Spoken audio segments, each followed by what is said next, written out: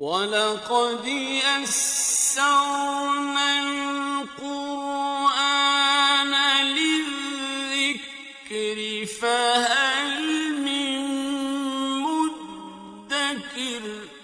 اور ہم نے قرآن کو سمجھنے کے لیے آسان کر دیا، تو کوئی ہے جو سوچے سمجھے۔ صوت القرآن، قرآن کی آواز۔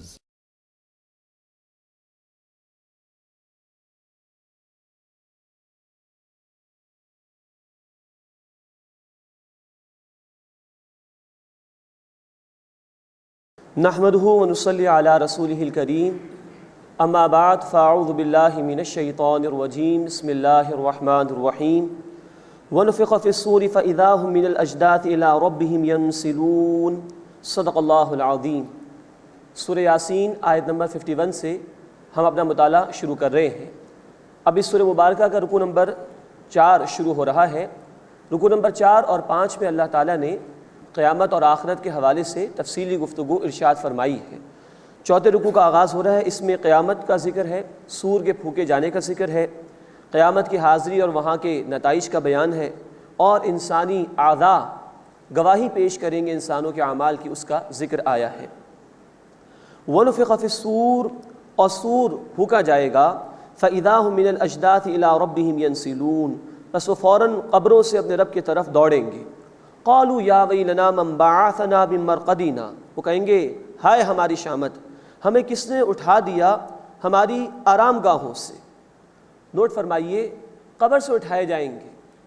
آرام گاہ اس معنی میں کہا گیا کہ جب مجرمین قیامت کی ہولناکی اور اس کے عذاب کو دیکھیں گے تو وہ محسوس کریں گے قبر کا عذاب تو کچھ بھی نہیں تھا ہمارے لیے، تو وہ اس کو آرام سمجھیں گے۔ اس لیے کہ انسان پر جب کوئی بڑی تکلیف آ جاتی ہے تو اس سے کمتر تکلیف محسوس ہی نہیں ہوتی۔ قالوا یا ویلنا من بعثنا من مرقدنا، وہ کہیں گے ہائے ہماری شامت، کس نے ہمیں اٹھا دیا ہماری آرام گاہوں سے، یعنی ہماری قبروں سے۔ ھذا ما وعد الرحمن، یہ ہے وہ جس کا رحمان نے وعدہ فرمایا تھا، وصدق المرسلون، اور رسولوں نے سچ کہا تھا۔ ان کانت الا صیحۃ واحدہ، یہ نہ ہوگی مگر ایک چنگھاڑ، زوردار آواز۔ فَإِذَا هُمْ جَمِيعٌ لَدَيْنَا مُحْضَرُونَ، بس فوراً وہ تمام کے تمام ہمارے سامنے حاضر کیے جائیں گے۔ فَالْيَوْمَ لَا تُظْلَمُ نَفْسٌ شَيْئًا، بس آج کسی شخص پر بھی کوئی ظلم نہیں کیا جائے گا، کوئی بے انصافی نہیں کی جائے گی۔ وَلَا تُجْزَوْنَ إِلَّا مَا كُنتُمْ تَعْمَلُونَ، اور تمہیں بدلے میں وہی کچھ دیا جائے گا جو کچھ تم کیا کرتے تھے۔ اب اہل جنت کا بیان آ رہا ہے۔ ان اصحاب الجنت اليوم فی شغل فاکہون، بے شک آج اہل جنت ایک شغل میں ہوں گے، خوش طبعی کرتے ہوں گے، یعنی سکون ہی سکون ہوگا، آرام ہی آرام ہوگا، نعمتیں ہی نعمتیں ہوں گی۔ ہم وازواجہم فی ظلال علی الارائک متکئون، وہ اور ان کی بیویاں سایوں میں تختوں پر تکیہ لگائے ہوئے بیٹھے ہوں گے۔ اب ایک مراد تو یہ ہے کہ بیویاں وہ کہ دنیا میں شوہر بھی اللہ کا فرما بردار رہے اور بیوی بھی اللہ کی فرما بردار رہے تو اللہ انہیں جمع فرما دے گا۔ اللہ ہمیں ایسی فیملیز عطا فرمائے۔ یا پھر یہ کہ اللہ کا ایک بندہ نیک ہے تو اس کو جنت کی کوئی نیک عورت عطا کر دی جائے گی، یا کوئی عورت اگر نیک تھی دنیا میں شوہر نافرمان تھا تو کسی جنتی مرد کے ساتھ اس کا نکاح اللہ تعالیٰ کرا دیں گے۔ ہم وازواجہم فی ظلال علی الارائک متکئون، وہ اور ان کی بیویاں سایوں میں تختوں پر تکیہ لگائے ہوئے بیٹھے ہوں گے۔ یہ اشارہ ہے کہ وہاں ریلیکسیشن ہے، وہاں آرام ہی آرام ہے۔ محنت اس دنیا میں ہے، جس نے آج اللہ کی اطاعت کی خاطر محنت کر لی کل اس کے لیے آرام ہی آرام ہوگا، لیکن جس نے آج اس دنیا میں نافرمانی کی، یہاں عیاشی میں لگا رہا تو کل اس کو جہنم کی سزائیں بھگتنی ہوں گی اور مشقت ہی مشقت ہوگی۔ لہم فیہا فاکہۃ ولہم ما یدعون، ان کے لیے اس جنت میں ہر قسم کا میوہ ہوگا اور وہ کچھ جو وہ چاہیں گے۔ سلام، سلام کہا جائے گا۔ قولا من رب الرحیم، یہ قول ہوگا ان کے رب کی جانب سے جو بہت رحم فرمانے والا ہے۔ اللہ کی طرف سے بھی اہل ایمان کو جنت میں سلامتی پیش کی جائے گی۔ وامتازوا اليوم ایھا المجرمون، اور اے مجرموں آج علیحدہ ہو جاؤ، مراد ہے کہ ان کو اہل ایمان سے علیحدہ کر دیا جائے گا اور ان کے ساتھ عذاب کا معاملہ کیا جائے گا۔ الم اعہد الیکم یا بنی آدم الا تعبدوا الشیطان، کیا اے بنی آدم میں نے تم سے وعدہ نہیں لیا تھا کہ تم شیطان کی عبادت نہ کرنا؟ انہ لکم عدو مبین، بے شک وہ تمہارا کھلا دشمن ہے۔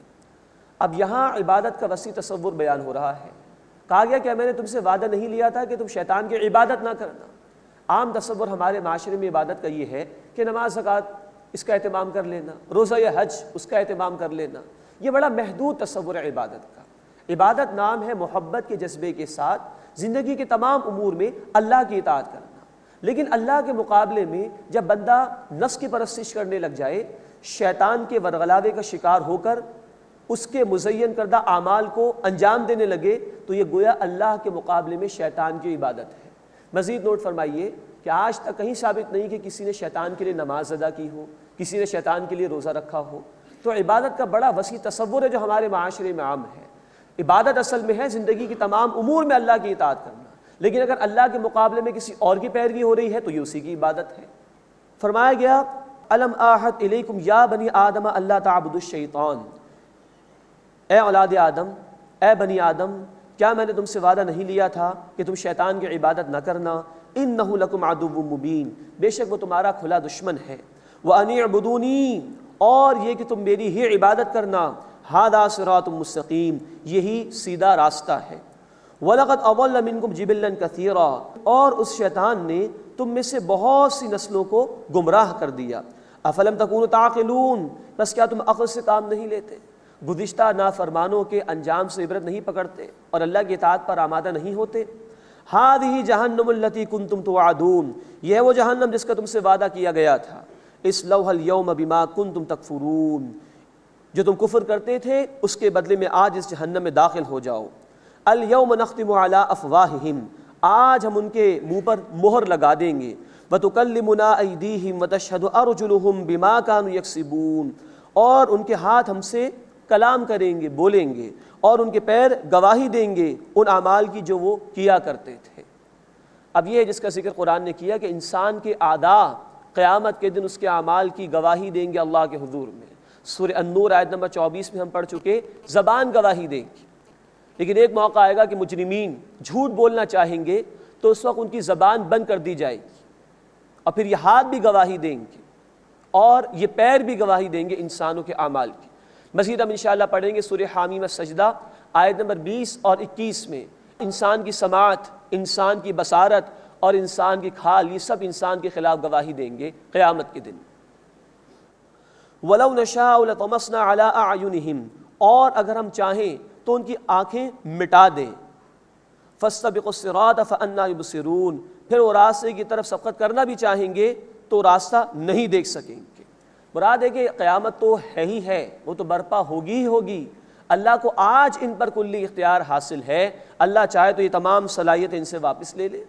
وَلَوْ نَشَاءُ لَمَسَخْنَاهُ عَلَىٰ مَكَانَتِهِمْ، اور اگر ہم چاہیں تو انہیں ان کی جگہوں میں مسخ کر دیں، ان کے مکانات میں ہی ان کو اللہ مٹا دے۔ فَمَا اسْتَطَاعُوا مُضِيًّا وَلَا يَرْجِعُونَ، پھر وہ نہ چل سکیں اور نہ ہی لوٹ سکیں گے۔ اللہ کو کلی اختیار ان پر حاصل ہے، لیکن اللہ نے مہلت دی ہے، اگر یہ مہلت سے فائدہ اٹھا لیں تو کامیاب، اور نہ اٹھائیں تو خسارہ ہی خسارہ ہے۔ اس کے بعد اس سورہ مبارکہ کا 5واں اور آخری رکوع شروع ہو رہا ہے۔ اس میں قیامت کا بیان ہے، اور اس بات کی نفی کی گئی ہے کہ رسول کریم صلی اللہ علیہ وسلم شاعر تھے جیسے کہ مشرکین اعتراض کرتے تھے، اور اللہ کی نعمتوں کا اور اللہ کی قدرتوں کا بیان ہے، اور اللہ کیسے دوبارہ پیدا فرمائے گا اس کو بھی اللہ تعالیٰ نے بیان فرمایا ہے۔ وَمَن نُعَمِّرْهُ نُنَكِّسْهُ فِي الْخَلْقِ، اور ہم جس کی عمر دراز کرتے ہیں اس کی تخلیق میں کمی کر دیتے ہیں۔ افلا یعقلون، بس کیا وہ عقل سے کام نہیں لیتے؟ مراد یہ کہ جب انسان بوڑھا ہو جاتا ہے تو اس کے اعضاء بھی کمزور ہو جاتے ہیں، نگاہ بھی کمزور ہو جاتی ہے، سماعت میں بھی کمی ہو جاتی ہے، اور اس کی یادداشت بھی کمزور ہو جاتی ہے۔ یہ پورا عمل بتا رہا ہے کہ انسان اختیار نہیں رکھتا اپنے وجود پر، بلکہ کل اختیار اللہ تعالیٰ کے لیے ہے، اور اللہ تعالیٰ جب چاہے گا یہ صلاحیتیں بھی چھین لے گا، اور وہ اللہ اس بات پر بھی قادر ہے کہ انہیں موت دے اور دوبارہ ان کو زندگی عطا فرما دے۔ افلا یعقلون، بس کیا وہ عقل سے کام نہیں لیتے؟ وما علمناه الشعر، اور ہم نے ان صلی اللہ علیہ وسلم کو شعر نہیں سکھایا۔ وما ينبغي له، اور نہ وہ ان کے شائن شان ہے۔ یہ اصل میں اعتراض کرتے تھے مشرکین مکہ کہ محمد صلی اللہ علیہ وسلم تو شاعر ہے، معاذ اللہ ثم معاذ اللہ۔ قرآن نے اس کا ذکر کیا ہے سورۃ الشعراء آیت نمبر 224 سے لے کے 226 تک، کہ تمہارے عام شاعروں کا معاملہ تو یہ ہے کہ ان کی پیروی نافرمان قسم کے لوگ کرتے ہیں، اور یہ وہ شاعر ہیں کہ جو کبھی ادھر کی کبھی ادھر کی باتیں کرتے ہیں، اور یہ وہ شاعر ہیں کہ جن کے قول و فعل میں تضاد ہے۔ محمد الرسول اللہ صلی اللہ علیہ وسلم شاعر نہیں ہیں، نہ شعر ان کے شاعر نشان ہے۔ ان ہوا الا ذکر و قرآن مبین، بے شک یہ تو ایک نصیحت ہے اور واضح قرآن ہے، یعنی اللہ نے نصیحت کے طور پر یہ کلام محمد کریم صلی اللہ علیہ وسلم کو عطا فرمایا، اور یہ قرآن لوگوں کے لیے یاد دہانی کا ذریعہ ہے اور واضح کتاب ہے۔ لِيُنذِرَ مَن كَانَ حَيًّا، تاکہ یہ قرآن اس کو خبردار کرے کہ جو زندہ ہے، وَيَحِقَّ الْقَوْلُ عَلَى الْكَافِرِينَ، اور کافروں پر حجت ثابت ہو جائے، یعنی جو انکار کریں گے وہ اللہ کے عذاب میں مبتلا ہوں گے، اور جو زندہ ہے روحانی سطح پر زندہ ہے، جس میں کچھ رمق باقی ہے قبول حق کی صلاحیت کے اعتبار سے، یہ قرآن اس کو خبردار کرنے کے لیے آیا، ایسے لوگ اس سے نصیحت حاصل کر لیں گے۔ اولم یروا، کیا وہ دیکھتے نہیں، انا خلقنا لہم مما عملت ایدینا انعاما، بے شک ہم نے ان کے لیے بنائے اپنے ہاتھوں سے چوپائے، یہ جانور ہم نے ان کو عطا کیے ہیں، فہم لہا مالکون، بس یہ ان کے مالک بنے بیٹھے ہیں۔ ان جانوروں کو اللہ نے پیدا کیا ہے، یہ اللہ کے اذن سے ان جانوروں سے فائدہ اٹھا رہے ہیں، لیکن یہ دعویٰ کر رہے ہیں کہ یہ مالک بن بیٹھے ہیں ان کے۔ وَذَلَّلْنَاهَا لَهُمْ فَمِنْهَا رُكُوبُهُمْ وَمِنْهَا يَأْكُلُونَ، اور ہم نے ان جانوروں کو ان کا فرما بردار بنا دیا ہے، ان کے تابع کر دیا ہے۔ اونٹ جیسا اتنا بڑا جانور صحرا میں عرب کے ہوا کرتا تھا، لیکن ایک بچہ بھی اس کی نکیل پکڑ کر گھومتا تھا، اس کو کوئی خطرہ اس اونٹ سے نہیں ہوا کرتا تھا۔ وَذَلَّلْنَاهَا لَهُمْ فَمِنْهَا رُكُوبُهُمْ وَمِنْهَا يَأْكُلُونَ، اور ہم نے ان جانوروں کو ان کے تابع کر دیا ہے، بس ان میں سے بعض ان کی سواریاں ہیں جن پر یہ سوار ہوتے ہیں، اور ان میں سے بعض کو یہ کھاتے ہیں، مراد ہے کہ ان کا گوشت بطور غذا کے استعمال کرتے ہیں۔ وَلَهُمْ فِيهَا مَنَافِعُ وَمَشَارِبُ، اور ان جانوروں میں ان کے لیے اور بھی فائدے ہیں اور پینے کی چیزیں، دودھ بھی استعمال کرتے ہیں، اور ان میں سے جانوروں کی چربی بھی استعمال کرتے ہیں، کھال بھی استعمال کرتے ہیں، ہڈیاں بھی استعمال کرتے ہیں۔ افلا یشکرون، بس کیا وہ شکر ادا نہیں کرتے؟ وَاتَّخَذُوا مِن دُونِ اللَّهِ آلِهَةً لَعَلَّهُمْ يُنصَرُونَ، اور انہوں نے اللہ کے سوا معبود بنا لیے ہیں کہ شاید وہ مدد کیے جائیں گے۔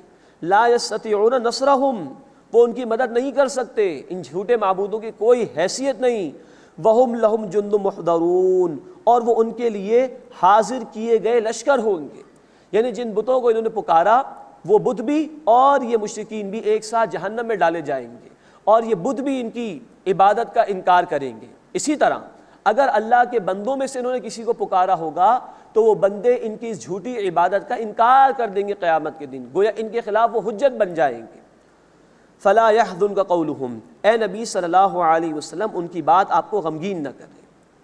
اب یہ تسلی دی جا رہی ہے رسول اکرم صلی اللہ علیہ وسلم کو۔ کبھی وہ کہتے تھے کہ یہ قرآن انہوں نے گھڑ لیا، کبھی اللہ کا انکار کر رہے ہیں، کبھی یہ کہہ رہے ہیں کہ اللہ ایک ہے، ہم ایک اللہ کی عبادت کیوں کریں، کبھی آخرت کا انکار کر رہے ہیں، کبھی نبی صلی اللہ علیہ وسلم کو مجنون کہہ رہے ہیں۔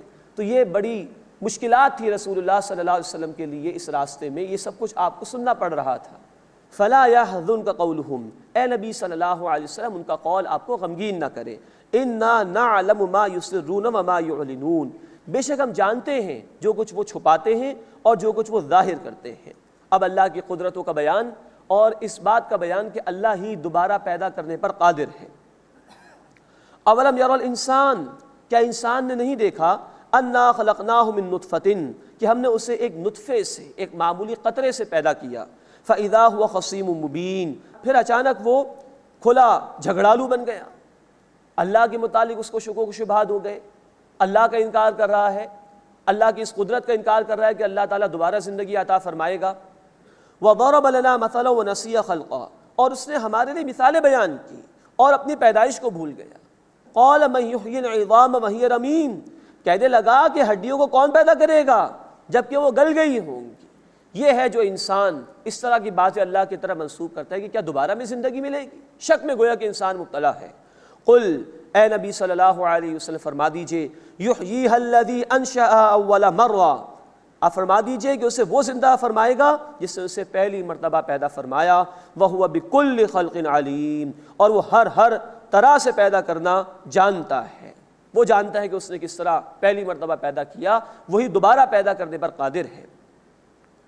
الذی جعل لکم من الشجر الاخضر نارا، جس نے تمہارے لیے سبز درخت سے آگ پیدا فرمائی، فَإِذَا أَنْتُم مِّنْهُ تُوقِدُونَ، بس تم اس آگ سے سلگاتے ہو، مراد ہے کہ تم اس سے حرارت بھی حاصل کرتے ہو، اس کو بطور ایندھن کے بھی استعمال کرتے ہو۔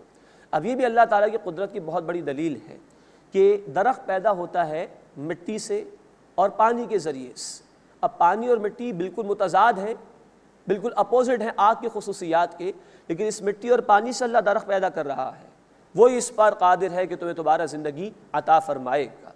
مزید مفسرین نے یہ بھی بیان کیا ہے کہ عرب کے علاقے میں ایسے درخت بھی تھے دو کہ جن کی شاخوں کو جب ملایا جاتا تھا تو اس میں سے آگ پیدا ہو جاتی تھی۔ پھر یہی درخت ہے جس کو ایندھن کے طور پر استعمال کیا جاتا ہے، اس سے انسان آگ اور حرارت حاصل کرنے کی کوشش کرتا ہے۔ تو جس اللہ نے یہ سب کچھ کیا وہ دوبارہ تمہیں پیدا کرنے پر بھی قادر ہے۔ اَوَلَيْسَ الَّذِي خَلَقَ السَّمَاوَاتِ وَالْأَرْضَ بِقَادِرٍ عَلَىٰ أَن يَخْلُقَ مِثْلَهُمْ، تو کیا وہ جس نے آسمانوں اور زمین کو پیدا کیا اس بات پر قادر نہیں کہ ان جیسا دوبارہ پیدا کر دے؟ بلا، کیوں نہیں؟ وَهُوَ الْخَلَّاقُ الْعَلِيمُ، وہ اللہ خوب پیدا فرمانے والا، خوب علم رکھنے والا ہے۔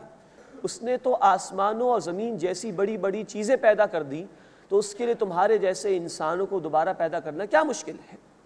انما امرہ اذا اراد شیئا ان یقول له کن فیکون، بے شک اس اللہ کا معاملہ تو یہ ہے کہ جب وہ کسی بات کا ارادہ کرتا ہے تو اس کو کہتا ہے ہو جا، اور وہ بات ہو جاتی ہے۔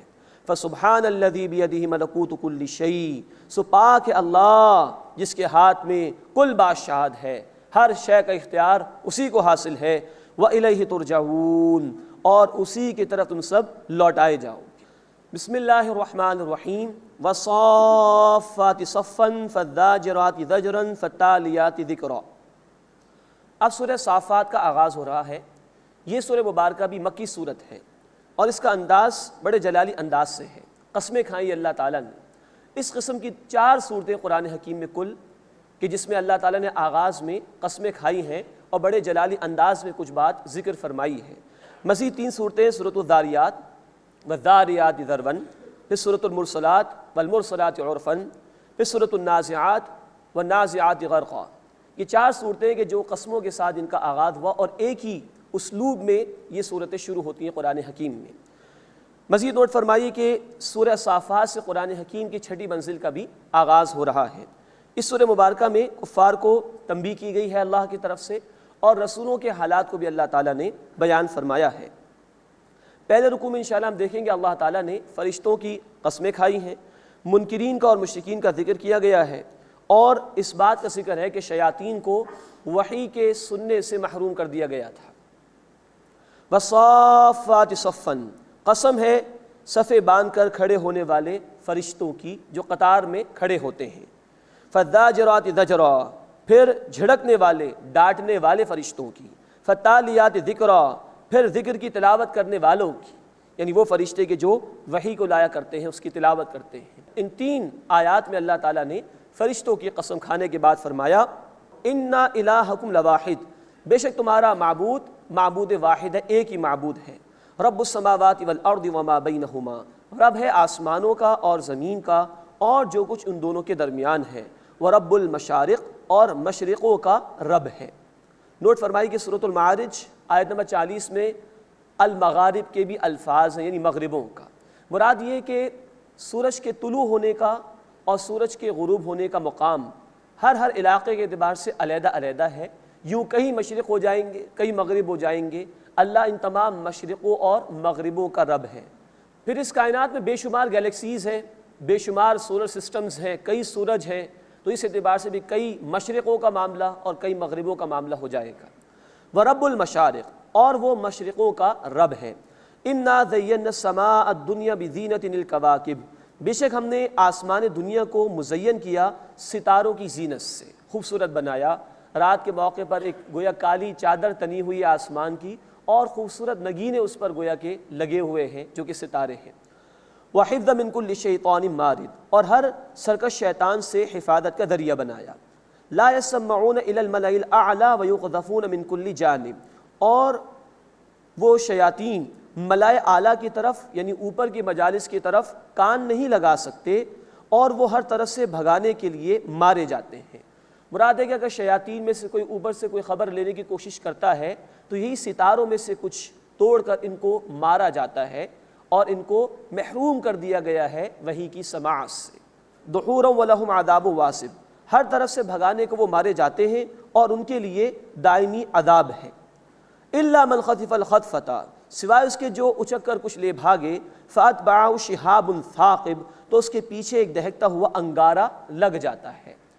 آج بھی ہمیں ماڈرن سائنس نے بتایا کہ شہاب ثاقب کی بارشیں ہوتی رہتی ہیں، ملینز کے اعتبار سے ستارے ٹوٹتے ہیں، لیکن زمین میں آنے سے پہلے ہی فضا کے اندر ختم ہو جاتے ہیں، اور اللہ تعالیٰ یوں زمین والوں کی بھی حفاظت فرماتا ہے۔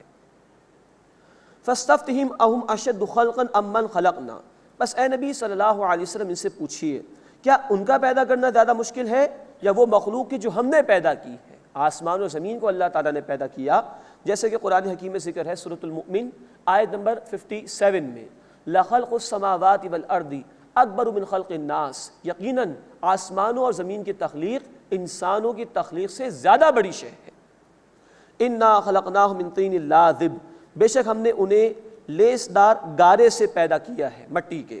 بل عجبت ویسخرون، بلکہ اے نبی صلی اللہ علیہ وسلم آپ نے ان پر تعجب کیا اور وہ مذاق اڑاتے ہیں، یعنی آپ کا تعجب ان پر یہ ہے کہ یہ اتنی واضح نشانیوں کو دیکھنے کے باوجود بھی آخرت کا انکار کر رہے ہیں، مرنے کے بعد زندگی کو نہیں مان رہے، ویسخرون، اور وہ مذاق اڑا رہے ہیں، آپ کی باتوں کو توجہ سے سنی نہیں رہا اور مذاق کر رہے ہیں آپ کے ساتھ۔ وَإِذَا ذُكِّرُوا لَا يَذْكُرُونَ، اور جب انہیں نصیحت کی جاتی ہے تو وہ نصیحت قبول نہیں کرتے۔ وَإِذَا رَأَوْا آیَةً يَسْتَسْخِرُونَ، اور جب کوئی نشانی دیکھتے ہیں تو وہ مذاق اڑاتے ہیں، ہنسی کرتے ہیں۔ وَقَالُوا إِنْ هَذَا إِلَّا سِحْرٌ مُبِينٌ، اور انہوں نے کہا کہ یہ تو صرف کھلا جادو ہے۔ أَإِذَا مِتْنَا وَكُنَّا تُرَابًا وَعِظَامًا، کیا جب ہم مر جائیں گے اور مٹی اور ہڈیاں ہو جائیں گے، أَإِنَّا لَمَبْعُوثُونَ، کیا ہم دوبارہ اٹھائے جائیں گے، دوبارہ میں زندگی عطا کی جائے گی۔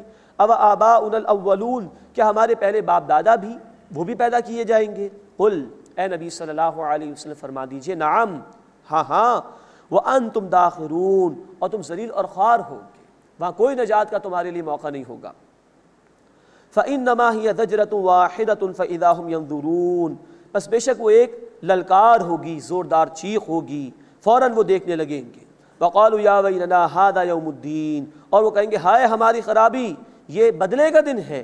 هَذَا يَوْمُ الْفَصْلِ الَّذِي كُنْتُمْ بِهِ تُكَذِّبُونَ، یہ ہے فیصلے کا دن جس کو تم جھٹلایا کرتے تھے۔ اس کے بعد اس سورہ مبارکہ کا دوسرا رکوع شروع ہو رہا ہے، اس میں مجرمین کا اور نیک لوگوں کا انجام بیان کیا گیا ہے، اور عذاب کا بھی ذکر ہے اور نعمتوں کا بھی بیان ہے۔ احشروا الذین ظلموا وازواجہم وما كانوا یعبدون، تم ظالموں کو اور ان کے ساتھیوں کو جمع کرو، اور ان کو بھی جن کے وہ عبادت کرتے تھے، من دون اللہ، اللہ کے سوا، فاہدوہم الی صراط الجحیم، بس تم ان کو جہنم کا راستہ دکھاؤ۔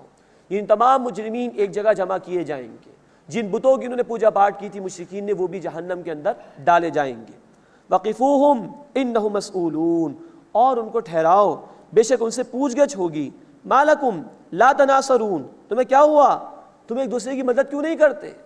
بل ہم الیوم مستسلمون، بلکہ اس دن وہ سر جھکائے ہوئے فرما بردار ہوں گے، معلوم ہو جائے گا ہمارا کوئی اختیار نہیں ہے۔ وَأَقْبَلَ بَعْضُهُمْ عَلَى بَعْضٍ يَتَسَاءَلُونَ، اور ان میں سے بعض سے سوال کریں گے۔ قالوا، کہیں گے، انکم کنتم تأتوننا عن الیمین، وہ کہیں گے بے شک تم تو ہم پر دائیں طرف سے آتے تھے، مراد بڑا زور تھا تمہارے پاس۔ قالوا، وہ کہیں گے، بل لم تکونوا مؤمنین، بلکہ تم ایمان لانے والے نہیں تھے۔ اب یہ جو گمراہ کرنے والے لیڈر تھے ان کا بھی ذکر ہو رہا ہے، اور جو لوگ اندھی تقلید کر رہے تھے ان برے لوگوں کی، ان کا بھی ذکر ہو رہا ہے، ان کا مکالمہ قرآن نقل کر رہا ہے۔ قالوا، ان کے لیڈر کہیں گے، بل لم تکونوا مؤمنین، بلکہ تم ایمان لانے والے نہ تھے۔ وما کان لنا علیکم من سلطان، اور ہمارا تم پر کوئی زور نہیں تھا۔ بل کنتم قوما طاغین، بلکہ تم ایک سرکش قوم تھے۔ فحق علینا قول ربنا انا لذائقون، بس ہم پر ہمارے رب کی بات ثابت ہو گئی، بے شک ہم چکھنے والے ہیں۔ مراد ہے کہ عذاب کا وعدہ ثابت ہو گیا اور ہم عذاب کو برداشت کریں گے، عذاب ہی کو چکھتے رہیں گے، کوئی نجات نہیں۔ فاغویناکم انا کنا غاوین، بس ہم نے تمہیں بہکایا، بے شک ہم خود بھی گمراہ تھے۔ فإنہم یومئذ فی العذاب مشترکون، بس بے شک وہ اس دن عذاب میں بھی شریک رہیں گے۔ انا کذالک نفعل بالمجرمین، بے شک اسی طرح ہم کرتے ہیں مجرمین کے ساتھ۔ انہم کانوا اذا قیل لہم لا الہ الا اللہ یستکبرون، بے شک جب ان سے کہا جاتا تھا کہ اللہ کے سوا کوئی معبود نہیں تو تکبر کرتے تھے، دنیا میں اللہ کی عبادت سے انکار کیا۔ ویقولون، اور کہتے ہیں، اَإِنَّا لَتَارِكُ آلِهَتِنَا لِشَاعِرٍ مجنون، کہ کیا ہم اپنے معبودوں کو چھوڑ دیں ایک شاعر مجنون کی خاطر؟ معاذ اللہ ثم معاذ اللہ۔ یہ ہے مشرکین کی بات کہ جو نبی صلی اللہ علیہ وسلم کو شاعر کہتے تھے، مجنون کہتے تھے۔ غور فرمائیے کہ اللہ کے راستے میں اللہ کے رسول صلی اللہ علیہ وسلم کو یہ تمام باتیں سننی پڑی ہیں، یہ مشکلات آئی ہیں، لیکن آپ صلی اللہ علیہ وسلم نے دین کی دعوت کا کام اور دین کی محنت کا کام جاری رکھا۔ بل جاء بالحق، بلکہ وہ رسول صلی اللہ علیہ وسلم حق کے ساتھ آئے، وصدق المرسلین، اور انہوں نے تصدیق کی رسولوں کی۔ انکم لذائق العذاب العلیم، بے شک تم دردناک عذاب ضرور چکھنے والے ہو۔ وما تجزون الا ما کنتم تعملون، اور تمہیں بدلے میں نہیں دیا جائے گا مگر وہی جو تم اعمال کیا کرتے تھے۔ الا عباد اللہ المخلصین، مگر اللہ کے خاص چنے ہوئے بندے۔ اولئک لہم رزق معلوم، ان کے لیے مقرر روزی ہے۔ یہ اللہ کے نیک بندوں کے انجام کا ذکر ہے۔ فواکہ، میوے ہیں ان کے لیے۔ وہم مکرمون، اور ان کی عزت کی جائے گی۔ فی جنات النعیم، نعمت کے باغات میں۔ علی سرر متقابلین، تختوں پر آپ نے سامنے ہوں گے۔ یطاف علیہم بکأس من معین، دورہ ہوگا ان کے آگے بہتے ہوئے صاف مشروب کے جام کا، عمدہ پاکیزہ شراب ان کو پیش کی جائے گی۔ بیضاء، سفید رنگ کا، لذت للشاربین، پینے والوں کے لیے لذت دینے والا ہوگا۔ لا فیہا غول، اس میں نہ کوئی درد سر ہوگا۔ ولا ہم عنہا ینزفون، اور نہ اس سے وہ بہکی بہکی باتیں کریں گے۔ یعنی دنیا کی شراب تو بڑی بدبودار ہوتی ہے، اس میں بو بھی ہوتی ہے، اس کے پینے کے بعد انسان اول فول بکتا ہے، اس کے پینے کے بعد انسان کی طبیعت بھی خراب ہوتی ہے، سر میں بھی درد ہوتا ہے۔ لیکن جنت میں اللہ تعالیٰ اہل ایمان کو پاکیزہ شراب عطا فرمائیں گے، کوئی اس میں درد سر نہیں ہوگا، اور نہ کوئی بد زبانی وہ کریں گے اس کے پینے کے بعد۔ وَعِندَهُمْ قَاصِرَاتُ الطَّرْفِ عِین، اور ان کے پاس ہوں گی نیچی نگاہ رکھنے والیاں، بڑی بڑی آنکھوں والیاں۔ اب یہ جنت کی نیک جو خواتین ہیں جن کو حوریں کہا جاتا ہے، ان کا ذکر ہو رہا ہے، لیکن نوٹ فرمائیے آگے فرمایا کأنہن بیض مکنون، گویا وہ انڈے ہیں پوشیدہ رکھے ہوئے۔ ایک طرف تو ان کے حسن کو بیان کیا کہ بڑی بڑی آنکھوں والی، اور ان کی شرم و حیا کو بیان کیا، نیچی نگاہیں رکھنے والی۔ یہی حکم دنیا میں بھی ہے۔ سورہ النور آیت نمبر 31 میں اہل ایمان کی خواتین کو بھی حکم ہے کہ وہ اپنی نگاہوں کو نیچے رکھیں۔ مزید فرمایا کہ گویا کہ وہ انڈے ہیں پوشیدہ رکھے ہوئے۔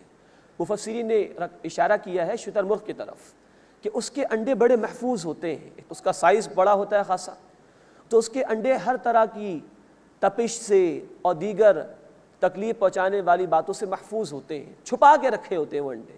اسی طرح جنت کی حوروں کا بھی یہ معاملہ بیان کیا جا رہا ہے کہ وہ پوشیدہ ہوں گی۔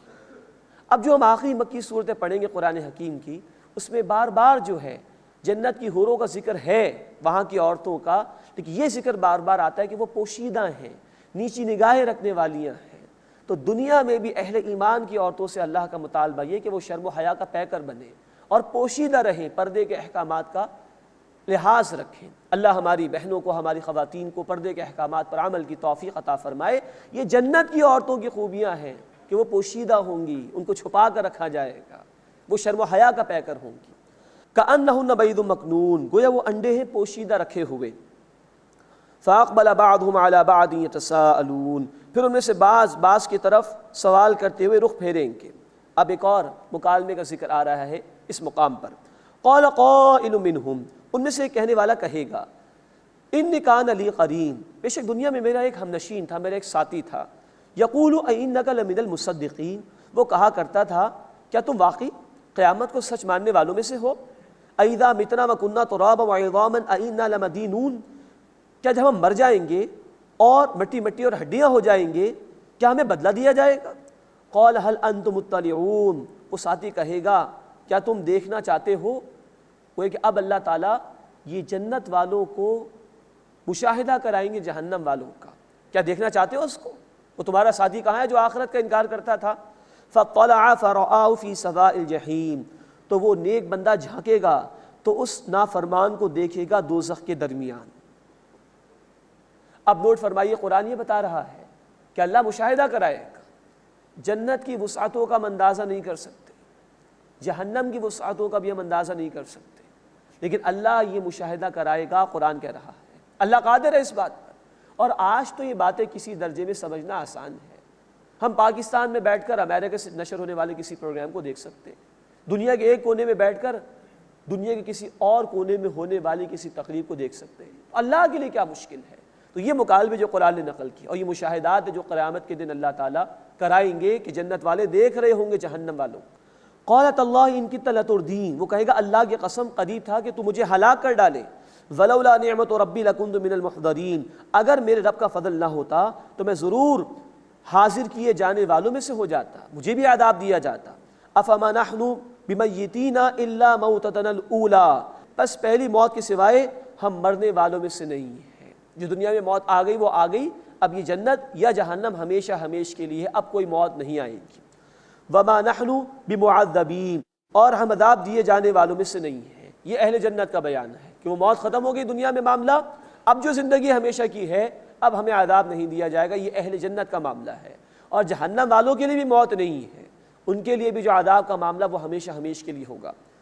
ان ھذا لہو الفوز العظیم، بے شک یہی بہت بڑی کامیابی ہے۔ اللہم انا نسألک الجنہ، اے اللہ ہم تجھ سے جنت کا سوال کرتے ہیں۔ اللہم اجرنا من النار، اے اللہ ہمیں آگ کے عذاب سے محفوظ فرما۔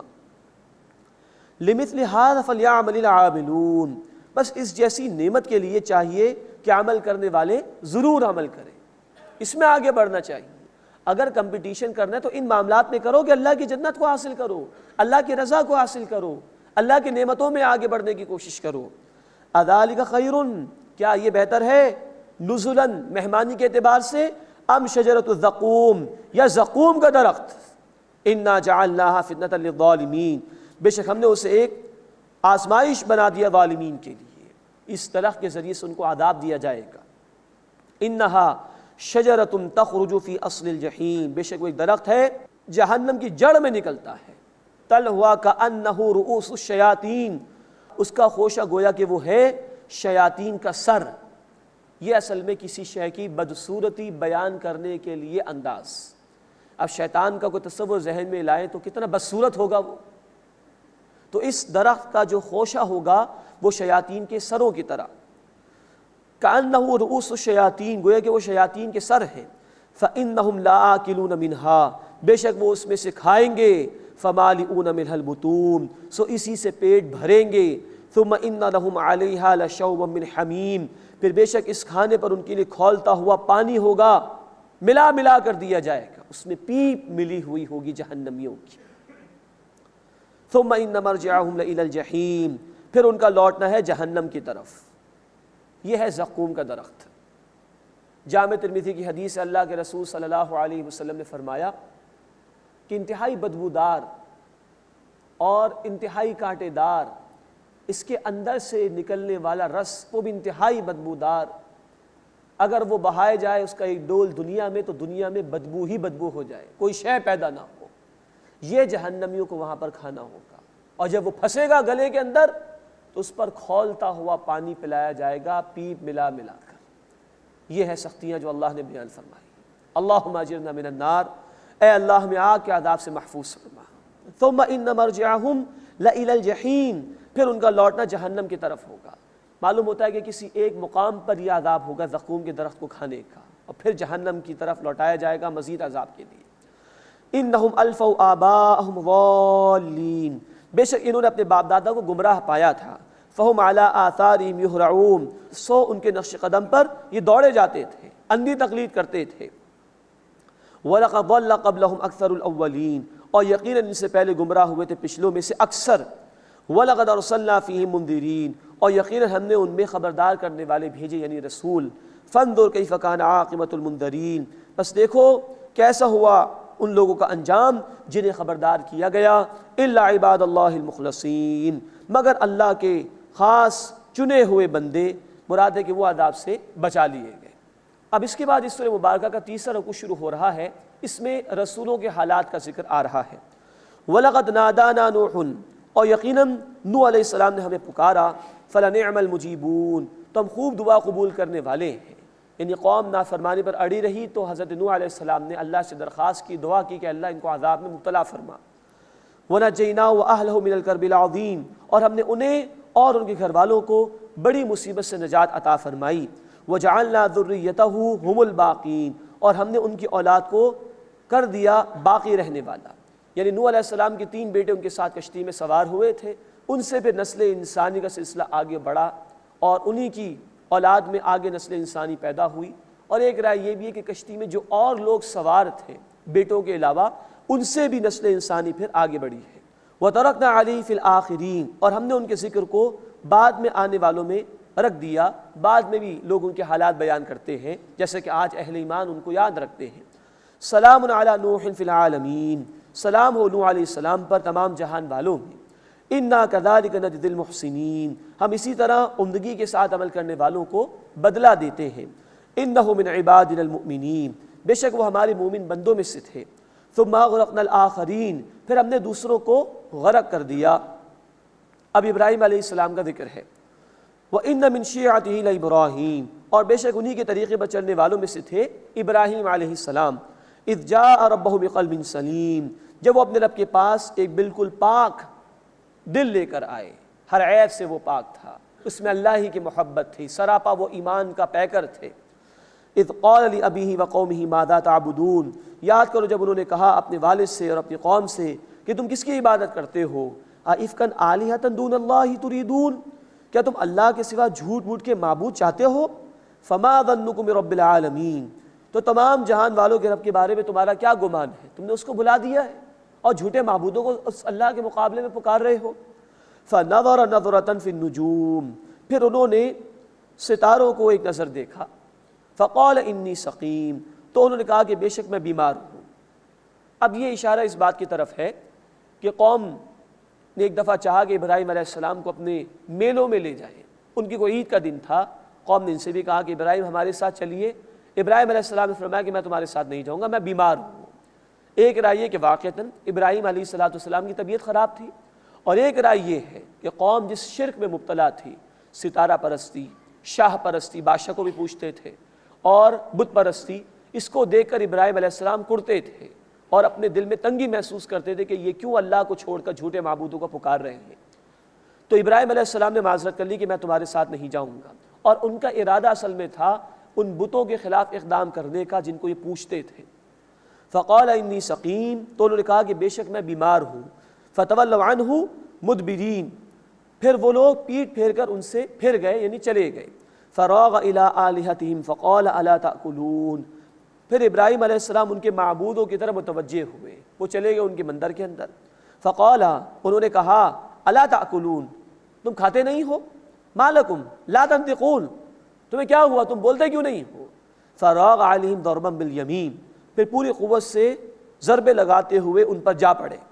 فاقبلوا الیہ یذفون، پھر وہ متوجہ ہوئے ان کی طرف دوڑتے ہوئے آئے.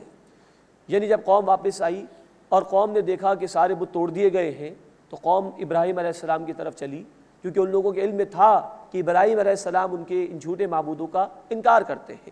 قال افتعبدون ما تنحتون، ابراہیم علیہ السلام نے فرمایا کیا تم ان کی عبادت کرتے ہو جو تم نے خود تراش لیے ہیں، اپنے ہاتھوں سے تم نے ان کو بنایا، ان کی پوجا پاٹ کرتے ہو.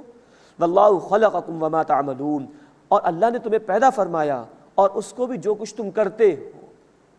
تمہارا خالق بھی اللہ ہے اور تمہارے اعمال کا خالق بھی اللہ ہے.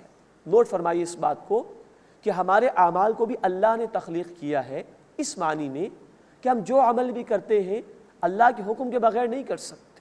ہاں اختیار ہمارے پاس، ہم چاہیں تو نیک عمل کریں، اس کی توفیق بھی اللہ کی طرف سے ملے گی. ہم چاہیں تو گناہ کریں، اس کے لیے بھی اجازت اللہ کی طرف سے ملے گی، اس لیے کہ یہ وجود اللہ نے ہمیں عطا فرمایا. ہاں ہم نیکی کرنا چاہیں تو اللہ کے حکم میں اس کی رضا بھی شامل ہوتی ہے. ہم بدی کرنا چاہیں تو اجازت تو اللہ کی طرف سے ہوگی، لیکن اس میں اللہ کی رضا شامل نہیں ہو سکتی. واللہ خلقکم، اور اللہ نے تمہیں پیدا فرمایا، وما تعملون، اور اسے بھی جو کچھ تم کرتے ہو یعنی تمہارے اعمال. قالوا ابنوا لہ بنیانا، انہوں نے ایک دوسرے سے کہا کہ ان کے لیے ایک عمارت بناؤ. فالقوہ فی الجحیم، اور انہیں آگ میں ڈال دو. فارادوا بہ کیدا، پھر انہوں نے ابراہیم علیہ السلام کے ساتھ چال چلنے کی کوشش کی.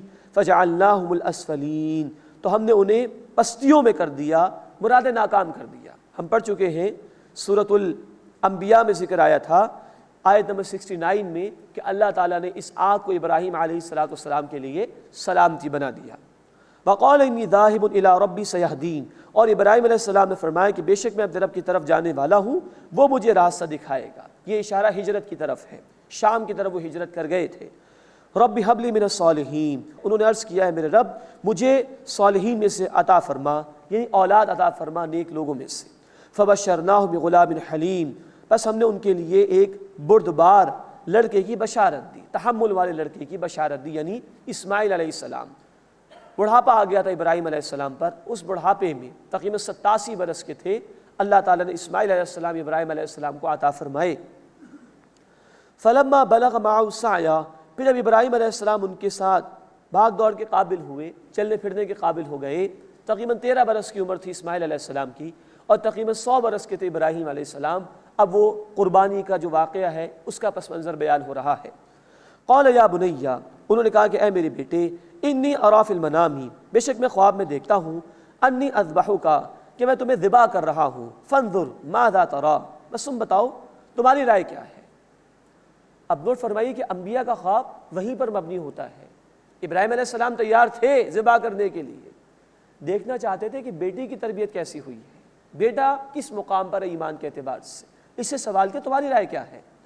قال یا ابت افعل ما تؤمر، ابا جان آپ کو جو حکم دیا جاتا ہے آپ اس پر عمل کیجیے، ستجدنی انشاء اللہ من الصابرین، بے شک آپ جلد مجھے پائیں گے صبر کرنے والوں میں انشاءاللہ، یعنی اگر اللہ نے چاہا تو، اللہ کی توفیق کے بغیر اطاعت ممکن نہیں۔ فلما اسلما، پھر پس جب دونوں نے حکم کو مان لیا، وتلہ للجبین، اور ابراہیم علیہ السلام نے اسماعیل علیہ السلام کو پیشانی کے بل لٹایا تاکہ چہرہ سامنے نہ آئے اور بیٹی کی محبت جاگ نہ اٹھے۔ ونادیناہ ان یا ابراہیم، اور ہم نے ان کو پکارا کہ ابراہیم، قد صدقت رؤیا، یقیناً تم نے خواب کو سچ کر دکھایا، انا کذالک نجزی المحسنین، بے شک ہم عمدگی کے ساتھ عمل کرنے والوں کو اسی طرح بدلہ دیا کرتے ہیں۔ ان ھذا لہو البلاء المبین، بے شک یہ بہت بڑی آزمائش تھی، بہت واضح آزمائش تھی۔ اندازہ کیجئے کہ امتحان لینے والا کہہ رہا ہے کہ امتحان بہت بڑا تھا۔ یہ ہے مقام ابراہیم علیہ السلام کا۔ سورہ البقرہ آیت نمبر 124 میں ذکر آیا تھا کہ اللہ نے آزمائش فرمائی تھی ابراہیم علیہ السلام کی طرح طرح سے، بکلمات، چند باتوں کے ذریعے سے۔ یہ اس آزمائش کی انتہا، 100 برس کا بوڑھا باپ، اکلوتا بیٹا بھی چلنے پھرنے کے قابل ہوا، ابراہیم اس کو ہمارے حوالے کر دیا۔ اور نوٹ فرمائیے، اصل شے اللہ کا حکم ہے، عقل ایک طرف، ایک باپ اس سے اللہ کا تقاضا بیٹے کو ذبح کر دو، عقل ایک طرف ہے، اصل شے اللہ کا حکم ہے۔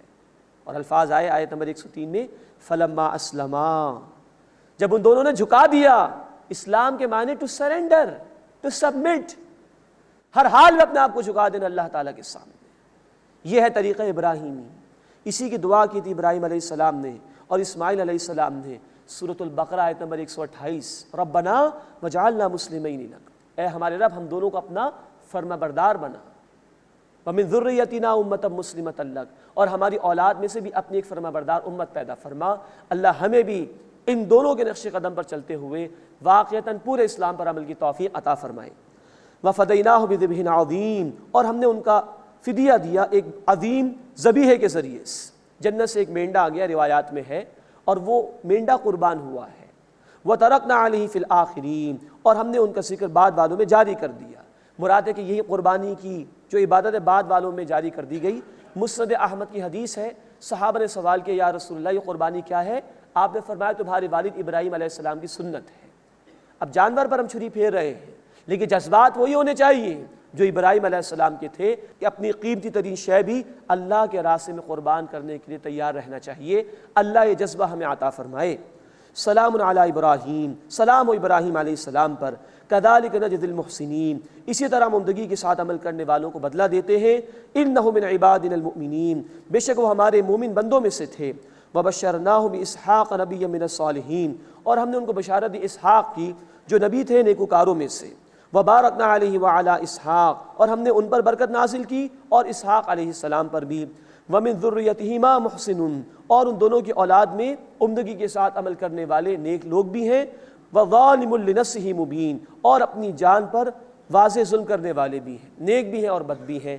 اللہ ہمیں نیک لوگوں میں شامل فرمائے اور ہر قسم کے ظلم سے محفوظ فرمائے۔ وآخر دعوانا ان الحمد للہ رب العالمین۔